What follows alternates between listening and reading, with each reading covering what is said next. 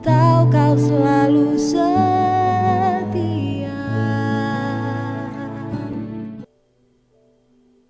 Puji Tuhan, Bapak Ibu Saudara-saudari yang terkasih di dalam Tuhan Yesus Kristus. Saat ini kita akan mendengarkan kebenaran firman Tuhan. Mari kita akan berdoa. Terima kasih Bapa di surga, Engkau Allah yang baik dalam kehidupan kami. Setiap hari kami memuji dan memuliakan nama-Mu Tuhan. Kami bersyukur atas apa yang sudah Kau beri dalam kehidupan kami. Terima kasih Bapa di surga, kami akan mendengarkan kebenaran firman Tuhan. Biarlah firman Tuhan yang kami dengar, kami boleh taruh dalam hati kami dan kami lakukan. Terima kasih Tuhan, di dalam nama Tuhan Yesus Kristus. Haleluya.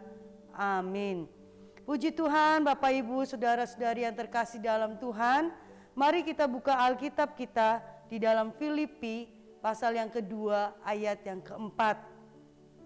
Di dalam Filipi pasal 2 ayat yang keempat.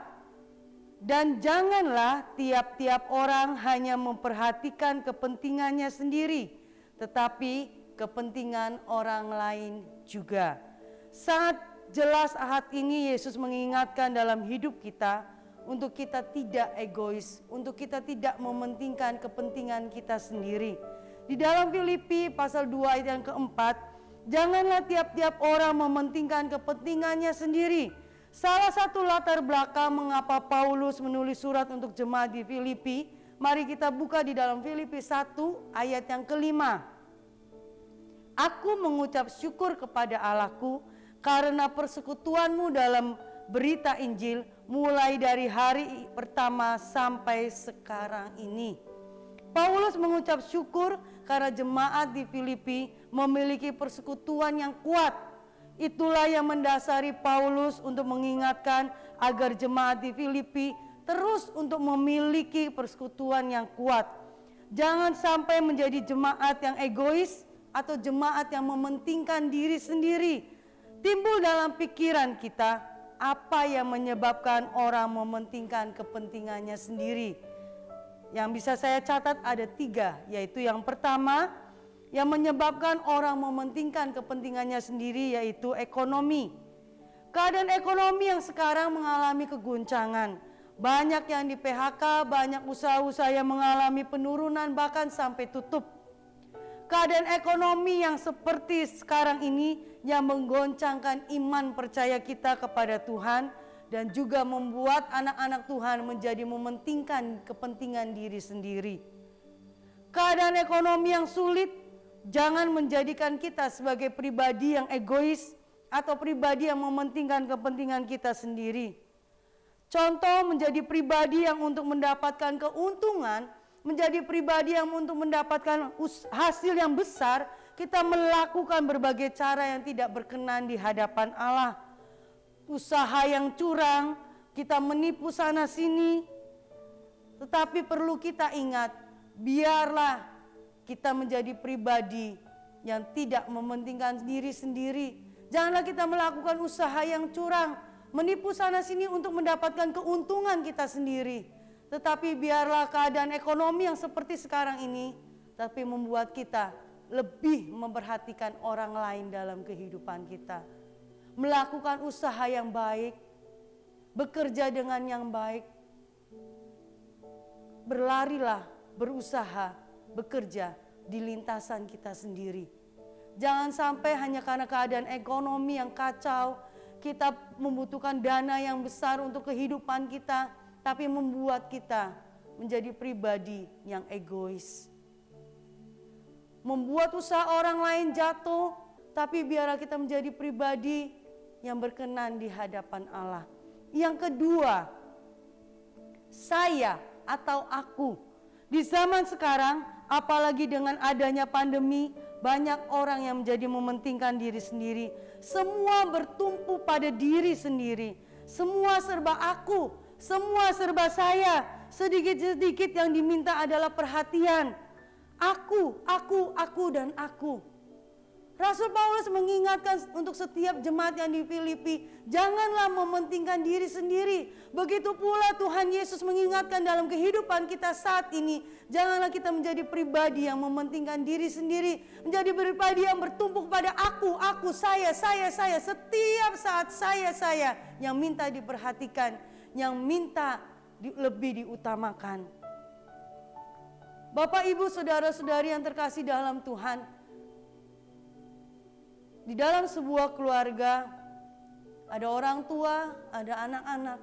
Janganlah pada saat kita sebagai orang tua pulang kerja, mama capek, papa capek, anak-anak tidak diperhatikan lagi. Kita sibuk dengan dunia kita sendiri, kita sibuk dengan HP kita sendiri, kita sibuk dengan keadaan kita sendiri yang minta diperhatikan.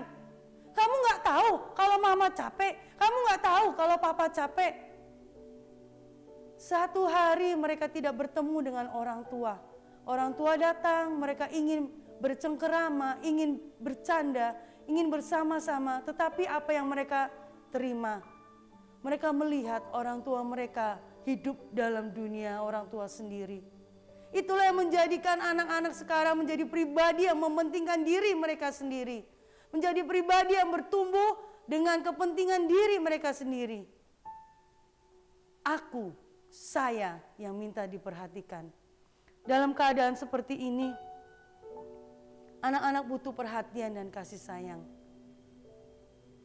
Bukan hanya anak-anak, tetapi setiap kita butuh kasih sayang. Saat ini, siapakah orang yang di sekitar kita yang membutuhkan kasih, yang membutuhkan perhatian? Mari kita bagi perhatian kita bagi kasih sayang yang kita miliki, kita bagi kasih yang dari Allah itu kepada mereka.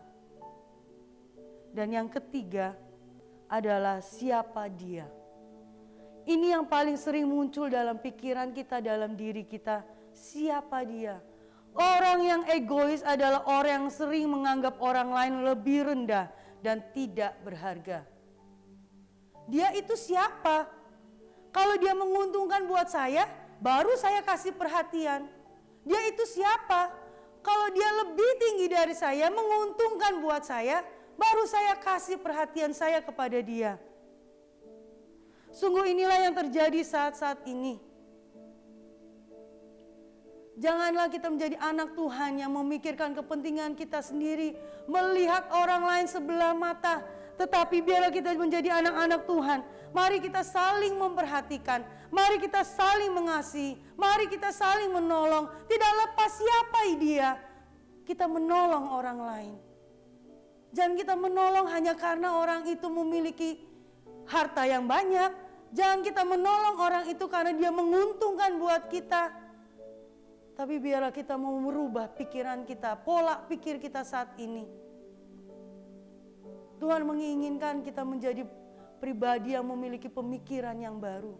Saat-saat ini ya memang keadaan memang menggoncangkan. Tetapi biarlah kasih itu tetap ada dalam diri kita.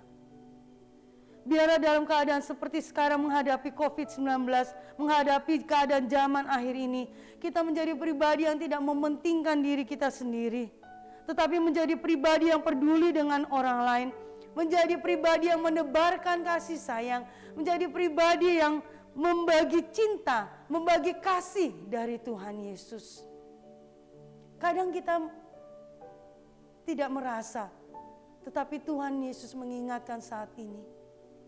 Mari kita miliki kepekaan untuk orang lain. Bagikan kasih Allah itu kepada orang lain. Bukan secara materi, tetapi secara perhatian kita kepada orang lain. Bagikan kasih itu kepada orang lain. Ingatkan kepada orang lain. Butuh Tuhan Yesus dalam hidup mereka. Ingatkan kasih Allah. Terus ingatkan kasih Allah dalam kehidupan mereka. Sehingga mereka menjadi pribadi yang tidak terhilang di dalam Tuhan. Diingat Bapak Ibu saudara-saudari yang terkasih. Di dalam Filipi 2 ayat yang keempat. Dan janganlah tiap-tiap orang hanya mementingkan kepentingan sendiri, tetapi kepentingan orang lain juga. Puji nama Tuhan, Bapak Ibu Saudara-saudari yang terkasih dalam Tuhan. Biarlah renungan firman Tuhan saat ini mengingatkan terus dalam hidup kita. Dan kita mau lakukan bahwa kita memperhatikan orang lain. Bukan hanya memperhatikan secara materi, tapi bagikan kasih Allah kepada mereka. Mari kita akan sama-sama berdoa. Terima kasih Bapa di surga. Kami bersyukur untuk setiap kebenaran firman Tuhan yang mengingatkan kami. Biarlah kami menjadi pribadi yang mengasihi orang lain. Biarlah kami menjadi pribadi yang tidak mementingkan kepentingan kami sendiri Tuhan. Tetapi menjadi pribadi yang betul-betul membagi kasih Allah untuk kepada mereka Tuhan. Terima kasih Bapa di surga, terima kasih. Ampuni kami kalau kami selama ini mementingkan diri kami sendiri Tuhan. Tapi biarlah Bapa di surga lewat firman Tuhan saat ini, kami boleh ditegur, kami boleh diingatkan bahwa kami harus mengasihi orang lain. Terima kasih Tuhan, terima kasih. Di dalam nama Tuhan Yesus Kristus, haleluya, amin.